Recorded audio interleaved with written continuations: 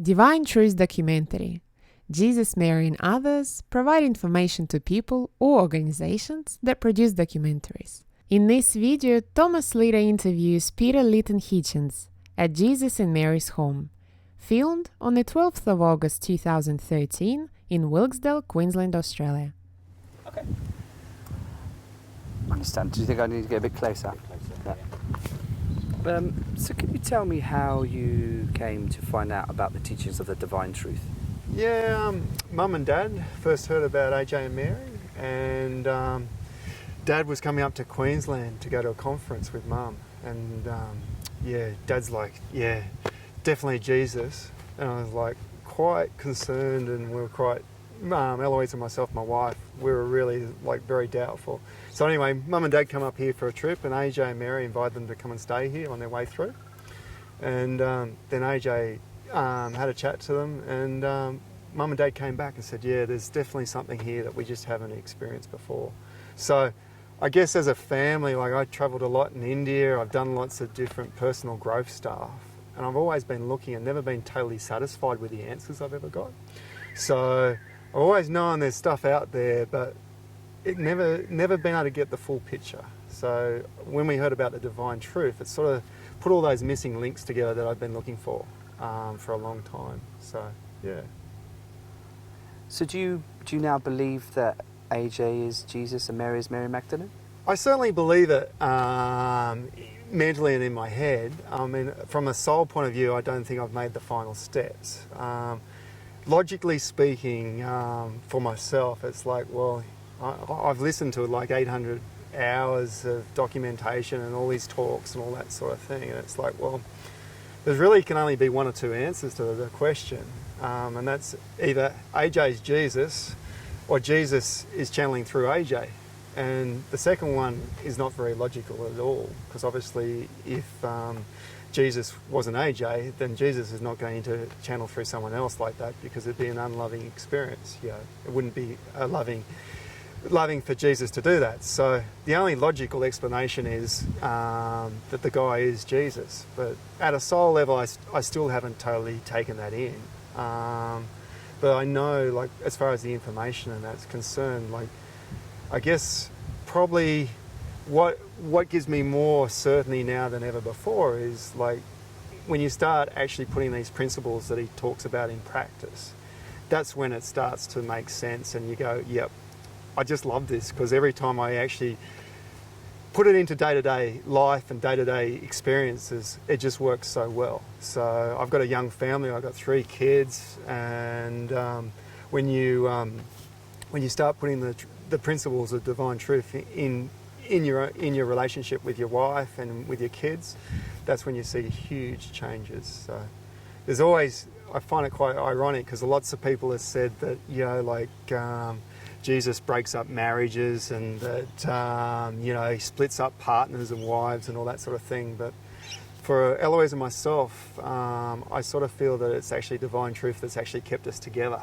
Like, we've always loved each other, but it's all the other rubbish and garbage that each of us brought into the relationship that's been hard. So it's sieving out all that stuff, so then you actually get each other. You know, like, it gets to a point sometimes where you need more than the love. Like, if it's just the love, well, actually the love means that you're not going to be able to stay in the relationship, you know, so unless there's huge changes. So for Eloise and myself, that's been something that it's been the concrete in our marriage, is that actually we know now, like, anytime something's not going right for us as a couple or anything like that, then there's something inside us that we've got to look at and address and go with that. So it's made the relationship so much more stronger than it's ever been before.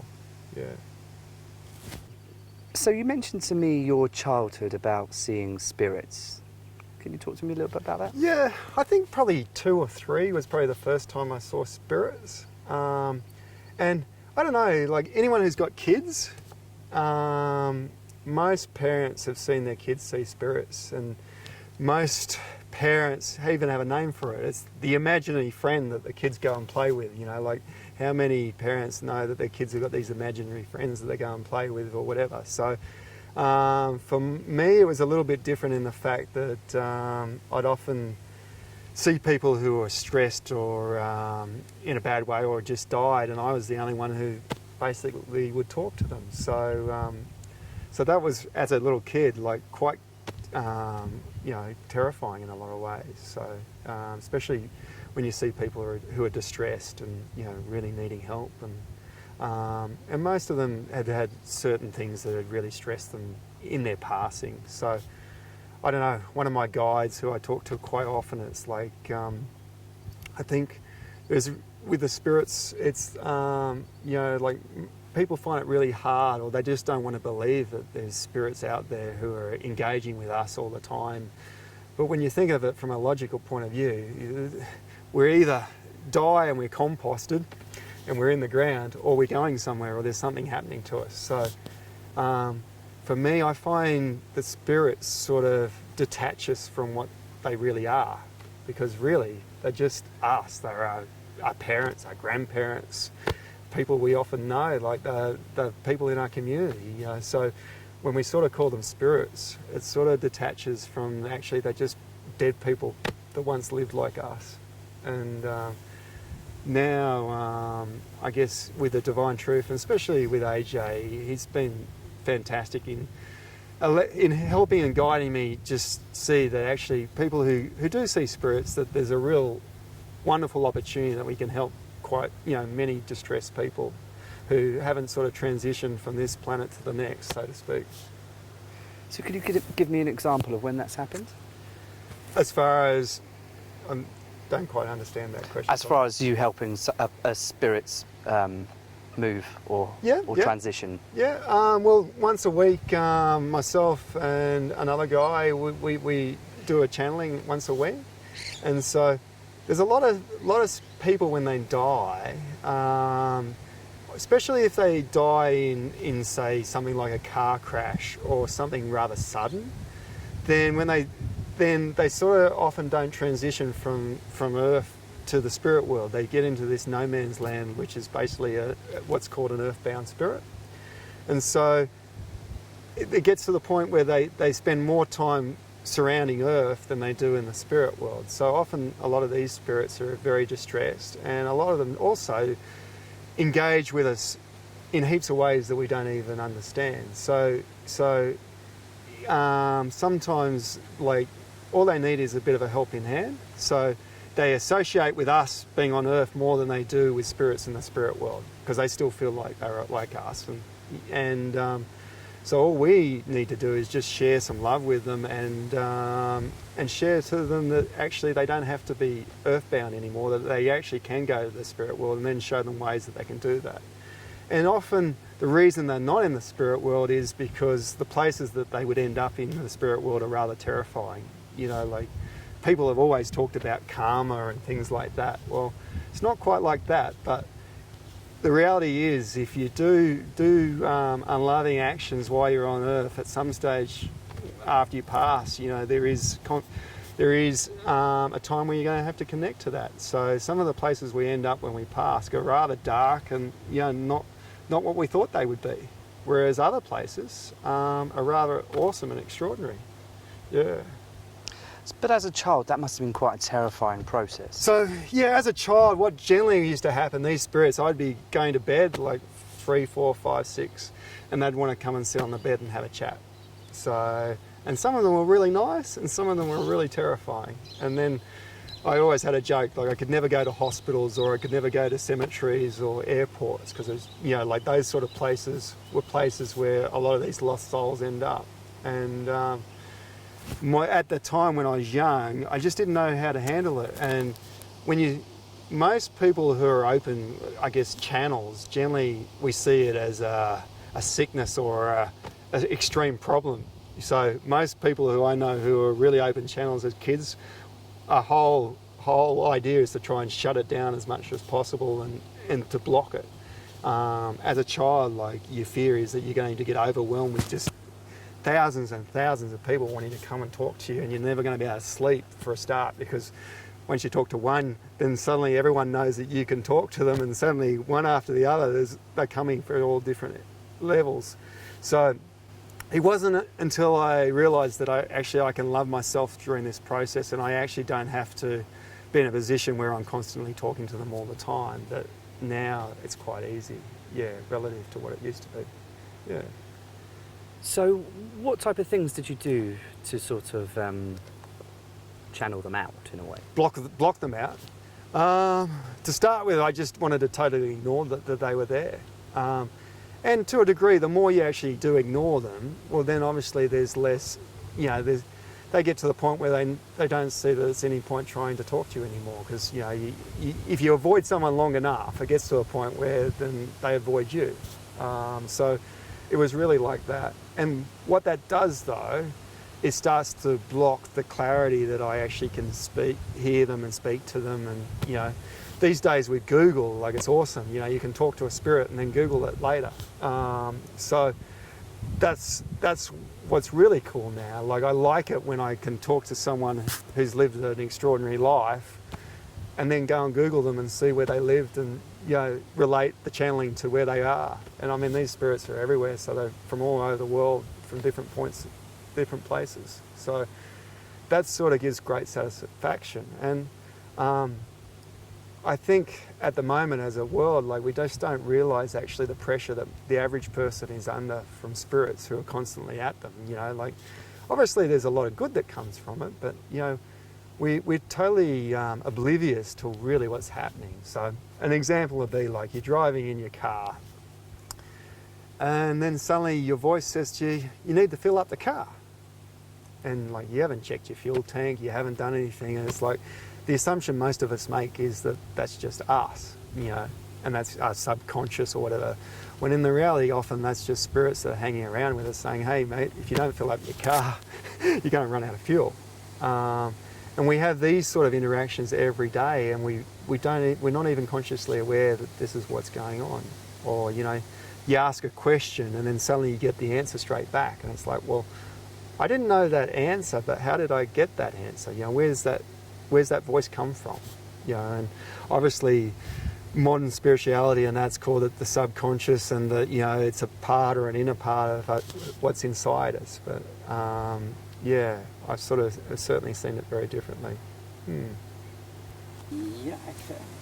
So have you ever felt tempted to sort of want to connect to the families and tell them, you know, I spoke to whoever, this spirit, yeah, I have. And you know he's okay? Yeah, absolutely, I have. And generally the spirit will tell me something so that the family member will know exactly who they are. I mean, a classic example might be something like the father used to just love polishing his shoes, and he'd always look immaculate, and, you know, always have his tie done up that extra bit tighter or something. So when you're talking to him, you say, look, the guy I'm talking to, you know, he's just wanted to say, you know, share you, and then I can describe to them often, you know, what they look like and what they got to say, and that's when the person generally will start crying, or there'll be something that'll happen. And I haven't met them before or know them before. Yeah.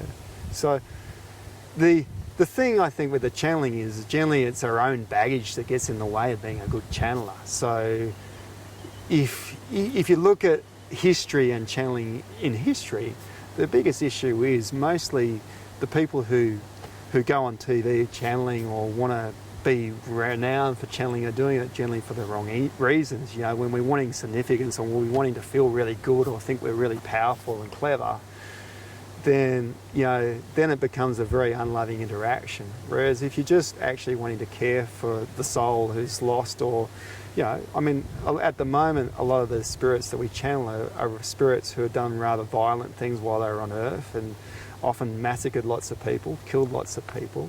And these spirits, for them, they want to stay around Earth, because if they go to the spirit world, they're in a very, very dark place where they lose all control of who they are. Whereas if they stay earthbound, then they can still utilise people, so they can still use people to get their power and their needs fulfilled. So I guess I give the example, like whenever sometimes we get angry, for instance, and the anger builds up inside you, and then suddenly you feel stronger than the anger, and it's like suddenly this anger is not just you, there's this massive anger inside you. Well, often that's when a spirit comes in and gives you a hand. I mean, if you look through time too. I mean, there's so many documented instances where someone's been in a car crash, for instance, and then they've literally lifted the car off their wife or their children or something like that, which science says is impossible to do. So how did they do it? You know, like,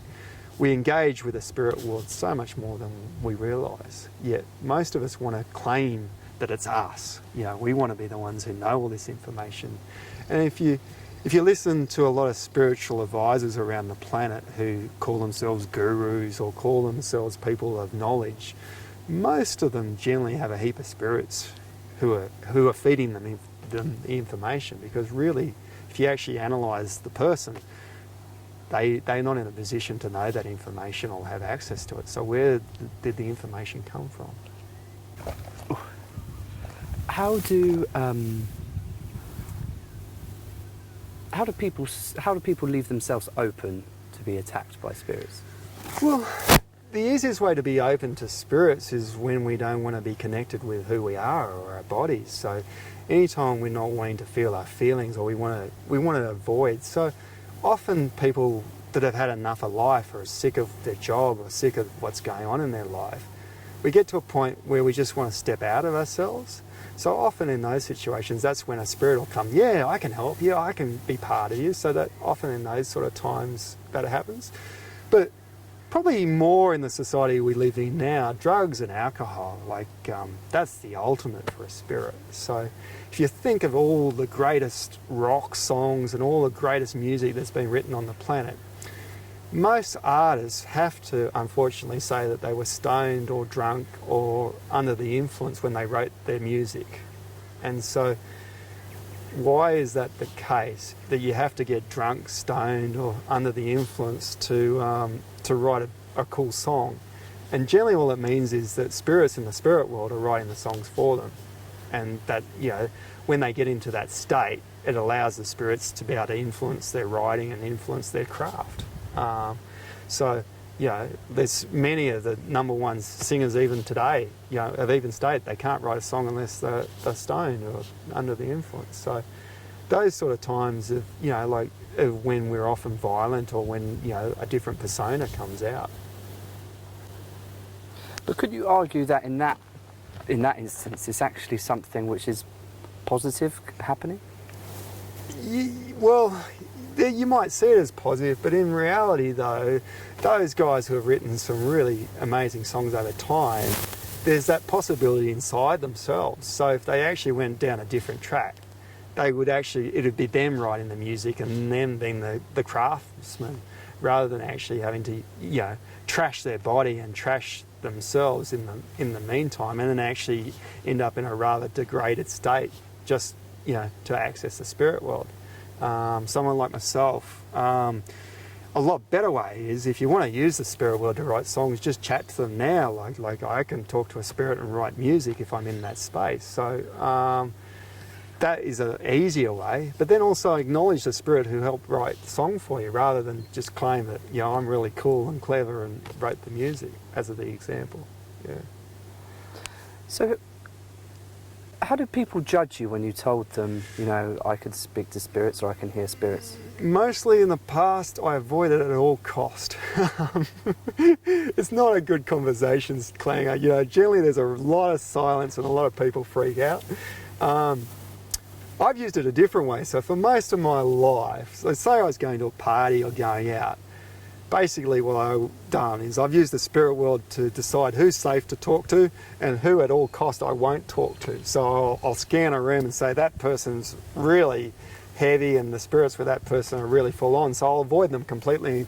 Whereas this person's really nice, I can go and have a chat to that person and I'm not going to get hammered in the process. So up until recently, that's generally the way I've used the spirit world. And also, for myself, I've used the spirit world as a protector. You know, I've wanted spirits to help protect me and look after me. So, you know, anytime I'm in fear or in terror, there's been an expectation mostly for me in the past to actually have spirits come and help me and make it safe for me. And certainly in my childhood that was the case. So I'd get spirits who I deemed were nice to help protect me and keep all the nasty ones away, sort of thing. And that's what a lot of kids actually do. when they see spirits at a young age. You know, and you often hear kids talking about, you know, how, you know, Charlie over here is not really very nice, whereas there's, you know, you physically can't see them. And that's really the main reason why we are all so confused about it. The fact that we don't see them in physical form as such, most of us, that's why we find it so difficult to comprehend. Yeah. So do you see them in physical form? Sometimes, yeah. And certainly I see them as an image. Like, I generally know when I'm really open because I can see the air pockets in the air. So like if we look at the air in front of us now, there's all these little gas particles and that. So when I'm really open as a channel, generally I can sort of see all that side of it as well. So it's like, generally when I open up, and most of the time I spend most of my time trying to block it rather than be open to it. But in those situations, yeah, then it's like I can see the aura, or I can see the energy coming out of you, for instance. So I'll be able to see the energy that's there. And if I'm really open, I'll even be able to tell you the colours. So if you're feeling angry, for instance, I'll be able to see the darker colours. If you're feeling like you're in quite a passionate, desirous state, then you actually, there's energy that's radiating out of us. And obviously then you can see all of that too. So you could also argue that this interview is influenced by spirits. No, I don't see. I see this interview more as a desire of you, Thomas, and myself, Peter. So generally what happens is, like, when we get into a desire, or when we've got something that we really believe in, then there's no need for the spirit influence, because I'm not needing something from them and I'm not wanting something from them. So like, if they're here, they're just here because they want to listen to the discussion rather than actually instigate it. So anyone who's worried about how much under spirit influence you are, well, the way you generally know is when you're in passion and desire and you like waking up in the morning, you're feeling really good about yourself and you actually are being really creative with who you are. In those sort of situations, then you're very unlikely under a lot of spirit influence. So you were mentioning about the colour of auras. Yep. So does everybody have an aura and a colour, and you can see them? For myself, I don't generally see them. When I do see them, though, is generally in the extremities. So when someone's extremely in a passion or extremely angry, then it's really easy to see it. Whereas in the mainstream, I'm not really looking for it, to be honest, most of the time. So, but I do. It's sort of something like, you see it when you're not expecting to see it, and when you'll just look that way and then it's there. So like if I start looking at you and I want to see your aura, it's highly unlikely that I'm going to see it. You know, it's like when I channel, say, with a spirit. Like my guide explains it, like it's that feeling when you just float back. You're a child and you've never floated on your back before, and so when you get yourself into that space where you're just falling back and are totally relaxed at falling back, knowing that you're going to float, that's when I'm really generally very open to seeing spirits and hearing them and, you know, connecting. The other times when I'm all tight and, you know, stressed or in a don't want to know sort of mood, then it makes it pretty hard for the guys, yeah. Yeah, because there's this condition in children called petit mal. I haven't heard of it. Okay, petit mal. What they do is they stare. Yeah. And you can't break their concentration. Yeah. And they could stare for like minutes. Yep. And my daughter does that. Yeah. What would you think was happening there? More than likely, she's under spirit influence in such a situation, I would say. And with children, like when we're young, we can only ever get under spirit influence as a child if there's something going on for the parents. So if the parents are out of body, and when I say out of body, I mean most mums out there know what I say when I say out of body. You know, when you're sleep deprived and you've been up all night and you just had enough, then there's that moment where you just want to step out of your body and you want to stop feeling. You don't want to feel how life sucks and, you know, how you just want to have 6 hours sleep, you know, but you don't want to have a cry about it or get angry about it. You just want to keep plowing through it. In those situations, that's generally then when we allow our children to be influenced in lots of ways. And that's when often they'll get the texter and start writing on the wall or start trashing the place. Whereas when mum and dad's home and mum and dad are really in a good space, then you see the kids and they're just out playing beautifully together. And it's like, well, why is that different to another time? So with children, it's really easy. Like when you see a child that's just not being their normal self, and unfortunately, a lot of children are in this state constantly. So some parents wouldn't even know what their true self would be. But if you've got a child where certain times they've thrown a tantrum, or they just suddenly have gone all hyperactive or destructive or something like that, then there's often something just going on with mum and dad. So is that how you'd explain the terrible twos? Absolutely. Yeah, that's a very large part of it. But I think there's a few other parts where the terrible twos is that, especially with our modern parent, and I'm in this boat, like us modern parents, we saw how our parents did it. We didn't like that very much. So we've gone to the absolute opposite extreme, where we basically give our kids everything and we want to love our children this time around. We want them to feel it. So there's no boundaries, there's no guidelines for them. And kids need boundaries and guidelines. So in those situations when they don't have it, that's when they get to 2 and it's like, mum and dad have told me I can do whatever I want, whenever I want. So then they see a bowl of chocolate on the table and it's like, mum and dad have told me for the last year and a half that if I see something that I want, I can have it. And then so they go for it. Then suddenly mum and dad are like, no, that's not good. But what's been coming out of mum and dad is you can have anything you want whenever you want it. So it's really just mum and dad that puts that into the kids. And at 2, that's a good stage where it starts to get reflected back at mum and dad. Because up until that stage, it's pretty hard for their kids to reflect it back. So would you say that, you're right, Si? Yeah. Yep. Okay. Would you say that sort of governments and people in extreme amount of power influenced by spirits? Very much so, absolutely. And it can be working in both ways. But obviously, if you're someone who's passed and you've got a great need or desire to feel strong and powerful, well, it makes sense to see if you can start influencing someone who naturally is in power. And so, yeah, absolutely. And obviously it would depend on the ethics and the person in power to the extremes of it.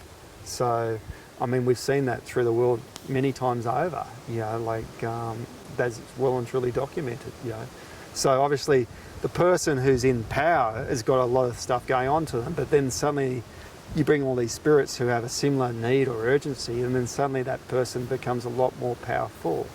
And the spirits, part of their role in those situations is to terrify and scare the general public. And that's something that they do regularly in those situations, yeah. Okay, sorry, not many more. No, it's good. Okay. Good. So could you give me an example? Because you said that you've had to channel people that have sort of been mass murderers and Yep. things like that. How does that make you feel? And, could you give me an example of where that's happened? Yeah, sometimes when I've done that, like I actually often will nearly be violently sick while it's happening, or afterwards I'll have like a delayed reaction. So probably a better example is actually, say, a lot of people who say in Germany, a lot of the Jewish population who were killed in the concentration camps and those sort of things. So we've certainly channeled quite a lot of those types of people. And, there's access to some of those channelings on the net that people can hear if they want to.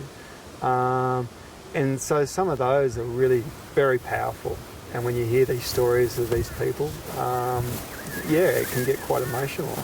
And I guess the aim as the person doing the channeling, I guess my true desire with channeling in the future and even now is to get to a point where you are just totally authentic with who the person is. So the role of the person channeling is just to be totally authentic with who they are channeling. So, recently we channeled a guy who was a drug lord in the States, why he's alive, and very much continued on why he was in the spirit world. He was earthbound. And he had a code and an honour and all that goes with it. But and we Googled him afterwards to check him out to see if it was, if we were on the right track. And there he was on Google. So those sort of guys, generally with my channeling, I try and be quite specific with who we channel. So when I say that is, I've got a spirit who's in quite a good state of love, who's quite a brighter spirit, who's in a higher place. And I really get him to direct who comes to us and who we channel. So generally when someone is coming to us to channel at the moment, it's simply because they're in a state that they're open and ready to look at what's going on, and they actually want to do something about their life and what they actually are doing. So when someone's continuing over a period of time to do extreme things to the planet and to the people on it, it gets to the point, if they're earthbound, where they get totally restricted and they can't do anything more because it gets too hard for them to do it. So those sort of guys get to a point where they just want to give up. And it's like, okay, I've got to look at what's going on. And so often they're the sort of people we do talk to. Yeah. Okay, you all right, sorry? Yeah. Oh, another ant. Oh yeah, you have got another ant there actually. It's good. I didn't think we were going to talk about spirits or channeling at all. That's all we talked about so far. Yeah, it's just... That's good, yeah. It's good for me too. Okay, good. Yeah. Please tell me if I'm going on or something. No. I just find it really interesting. Yeah, it is. It's really powerful too. Yeah. If you go on to, AJ's blog, you can see some of the channelings I've done too. They're on the Divine Truth website. See or hear? At the moment only here, but we are going to start videotaping them as well. So what happens to you? Does your voice change, or do you physically change? Or? Yeah, if I'm really open, my voice, the ultimate is for, say you're interviewing me and I'm the spirit, is for the persona of the spirit to actually be able to come through me.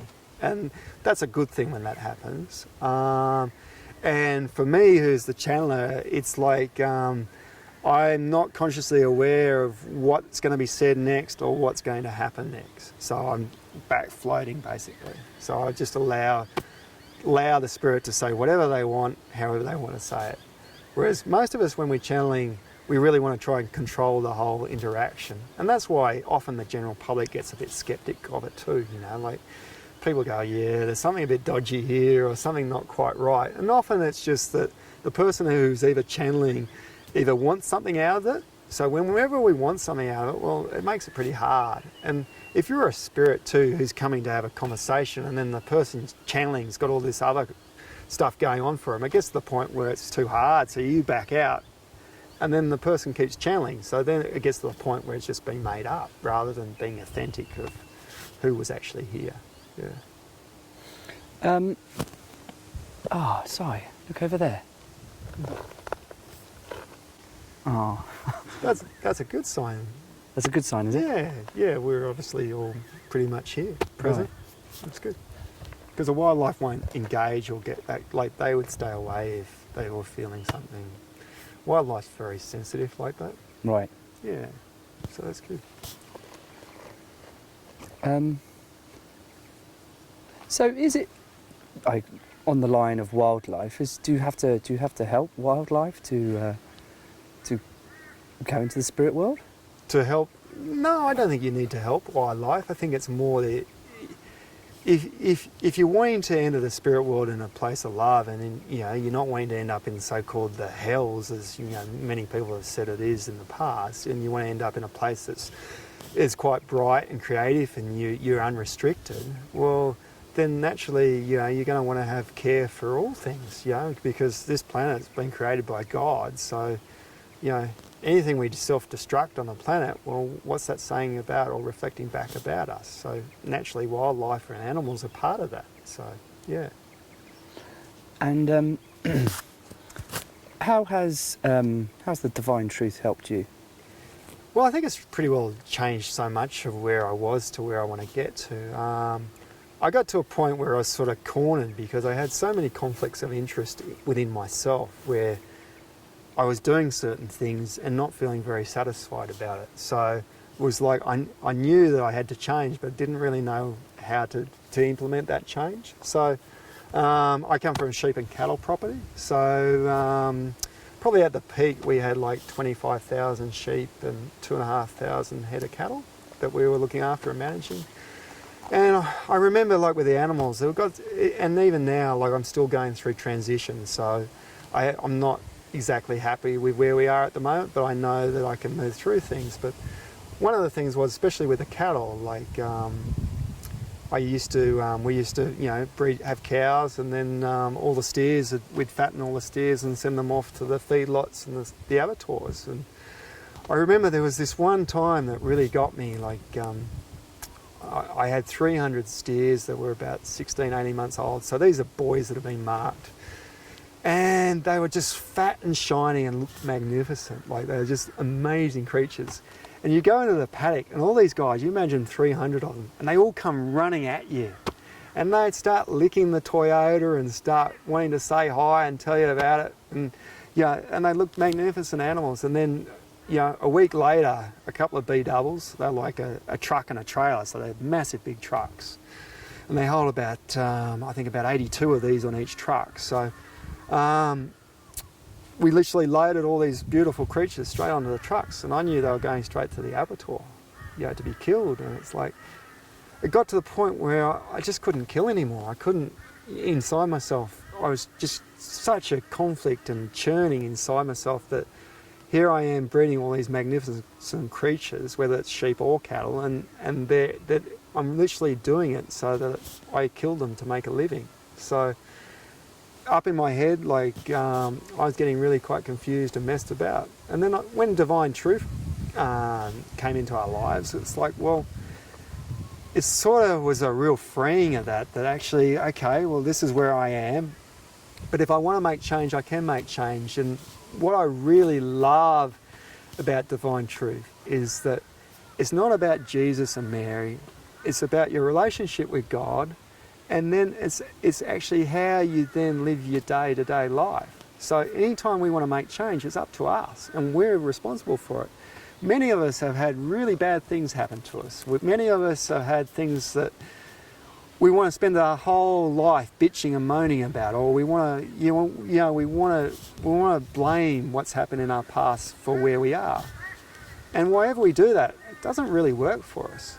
So Divine Truth was awesome for myself and my family in the fact that, okay, how do we get from where we are to where we want to be? And I've got 3 young kids, I love my wife, and I want to be able to hang out with them and actually really enjoy my family. So being on a property, I was working way too much and often working to avoid stuff. So when it came to the Divine Truth, it was like, actually, there is a way that we can love the land, and I've been on the land all my life. And the irony is that agriculture worldwide has, without a doubt, been one of the major forms of destruction of the planet.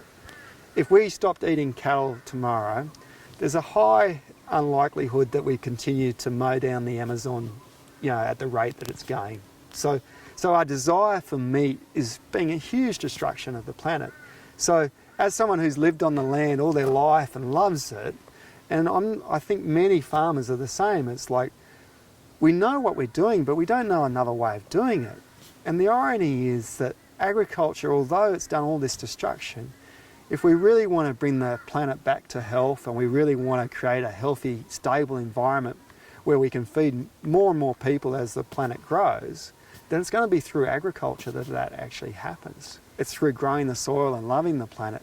And so I get pretty excited about that, as that although my past has been one of quite a lot of destruction and I've been responsible for quite a lot of things, that actually I can change that, and we can change the way we live and what we eat, and especially how we grow food. How do we grow nutritional sustainable food on scale, and what would that look like, and what would our soils look like, and what would our planet look like? So So it's been awesome for myself to grow my desires and my passions and go, okay, well, the only limitation to what I really wanted to do is just stuff that's inside myself. And sometimes my desires are not really, good desires, and sometimes they are. And it's like going through that and working out, well, actually, this is when I feel really good, and this is what's really satisfying. Okay, can you tell me why you said airports and hospitals and places like that you'd avoid? Well, if you take hospitals, one of the things is when you're dying, and some people have had near-death experiences. So when you're dying, often in hospitals what happens is you've got family members that are around the hospital bed, you know, grieving the fact that whoever's on the hospital bed's dying or passing away. So what happens is often when you're in that state, what would happen naturally or normally is that a spirit, as you're passing, would get met by someone in the spirit world to take you to your place in the spirit world. But what happens often, especially with things like hospitals and car crashes and, you know, places like that, is that you're drawn back to the people who are still on earth. It's like a pulling that's on you. So if someone on earth really doesn't want you to go, then it's very difficult for the person who's passing to actually go. And you see that often in families, and even in a lot of cultures, how like they have the wake or the mourning for 2 or 3 days. And in that 2 or 3 days, that person is generally still very much part of what's happening. And then it's like they release the person, and then that allows them to actually go to the spirit world. So, especially in hospitals, you see that. And especially when they've died under sudden circumstance, so they've had an instant heart attack or something while they're in hospital or something, like it's like a jolting of the body. And in that jolting of the body, generally you often get terrified and scared in that place. So you're not wanting to go to where you're ordained to go. And we've always got free will. So most of us in those situations want to use our free will to, unfortunately, the detriment of ourselves. Because it just seems so natural to not want that person to go, though. Yeah, but there's a difference between not wanting the person to go and simply crying about the fact that you've lost someone you love. So you see it very, you know, there's a huge difference when you're still wanting that. So say, for instance, it's a partner, like your wife or your husband, and they've passed, and you still want your husband to be there to protect you and look after you, and you know that's one of the reasons why you don't want them to die, because suddenly you're going to be all alone. Then it's pretty hard. Whereas if you had that same dynamic, but you felt like how terrifying and alone it's going to be now that they're passed, for the person who's just passed, it's an extremely different concept for them, because it's like, I've got permission to go, you know, and it feels very different for the spirit, because often when we pass, you know, we still want to try and look after and protect, you know, our families and the ones we care for and love for. So that makes it a real pull on us to stay rather than to go to where we're meant to go. And that's why there's so many spirits that are still earthbound on the planet that instinct, you know, are part of everyday life. You know, most of us can't see them, but have a huge impact on our lives. And could you describe to me, because I know you said it off camera, about airports? Yeah, I mean, yeah, I used to really freak out at airports, because if you think about it at an airport, there's lots of different things happening for most of us. A lot of us are in a hurry. We want to get home to our loved ones, or we finish the business week and we just have had enough of work and really want to get out of there. A lot of us get very stressed in airports. We eat a lot of junk food in airports. We don't really look after ourselves. And then a lot of people get sick of being told what to do and having to line up and, you know, being forced into doing different things that they really don't want to do. So it brings out a lot of angry, frustrated, impulses in most of us. And so anytime we're in those sort of situations and we're not actually connecting to it, well, then we allow a lot of spirit influence to happen. And so in those places, a lot of times, you know, people are like dead men walking, you know. No one's home, you know. You even see it. Like if you camera someone walking through an oil field, it's like you can feel like they're walking, but I can't feel anything coming from them. And you have a conversation with them, and it's like doesn't make any sense and doesn't make any, you know, like there's no cohesion with what they're saying. So yeah, airports are good for that. So yeah, if you're terrified of spirits, airports are a good spot. Okay, last question. You all right, mate? Yeah. Okay. You gave me an example of, say, a mother lifting off a car from her child. Yep. Have you got any other examples where spirits have influenced outcomes that we can't actually quite believe? Yeah, I think there's many like that. I'll give a personal one. I was riding my motorbike one day, a two-wheel ag bike, and I had a bulldozer put in a massive big drain and contour bank in one of our laneways, and I'd been shearing for a couple of weeks, and I just wanted to get outside and go driving. And I told the bulldozer driver exactly where to put it, so I knew it was there. Anyway, I'm doing about 80 k's down the laneway, and suddenly something catches my eye just in the corner, and it's this fox running across the paddock. So I'm doing 80 k's down this laneway on the property, watching this fox. And then suddenly I just hit the bank, and it's a big bank, and it's like, you know, one of those Muller situations, you know. And so I'm just airborne, knowing that this is not going to land very well. Like, I'm in big trouble. Anyway, I've just, like, as I'm floating through the air, I've said a little prayer, you know.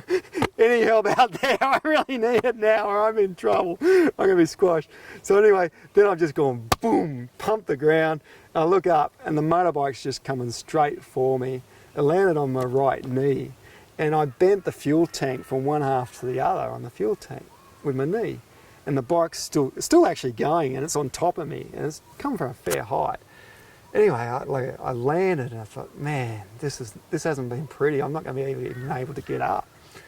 Anyway, and I was like, oh, I feel myself, and I can kick the bike off myself.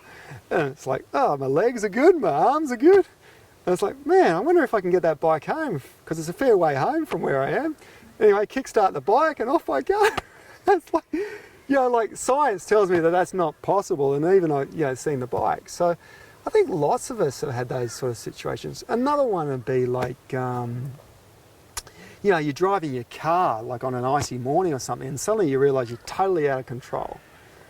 You know, if in that moment you ask for help, suddenly something miraculous happens, or you go, oh, I'm turning the steering wheel the wrong way, I need to straighten up, or I need to put the throttle down, like all the things that aren't natural to do. And like, I think many of us have had those sort of situations where like we've had a freak out moment, but then we've asked for help in that moment. And then suddenly what we thought was going to be an absolute disaster or a monumental destruction, it's like, oh, what happened? Like, we've come out of this, and you know, most of us then go, oh, that was me, I was cool, like, and keep driving, you know. So, you know, it doesn't all have to be negative, but I think many of us have had those sort of experiences, yeah. Excellent.